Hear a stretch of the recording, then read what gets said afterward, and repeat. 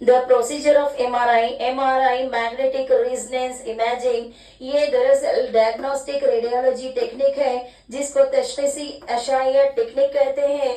इस टेक्निक में मगनातीस रेडियाई लहरें और जिस्म के मुख्तलिफ हिस्सों के अक्स जैसा कि दिमाग, दिल, गुर्दे या हड्डी के गूदे वगैरह में कुछ रसूलियाँ ट्यूमर है या जिस्म में कुछ रसूलियाँ है या हड्डी में फ्रैक्चर है, इसको मालूम करने के लिए क्या है कि स्कैनिंग करवाया जाता है जिसको हम MRI मैग्नेटिक रेजोनेंस इमेजिंग कहते हैं। इस तरह ये एक इसका तरीका क्या है स्कैनिंग कराने का, सुनिए जरा गौर से।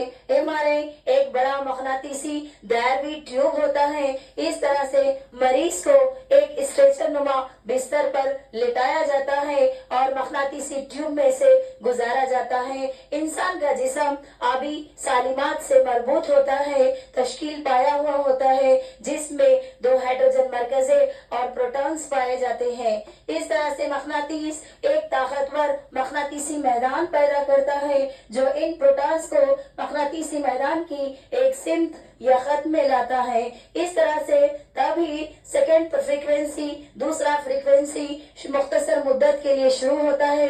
इन रेडियाई लहरों से प्रोटॉन्स कुछ तवानाई को क्या है जज्ब करते हैं। इस तरह से प्रोटॉन्स जज्ब करने के बाद ये दूसरा फ्रीक्वेंसी बंद हो जाता है जिससे प्रोटॉन्स तवानाई को खारिज करना शुरू कर देते हैं।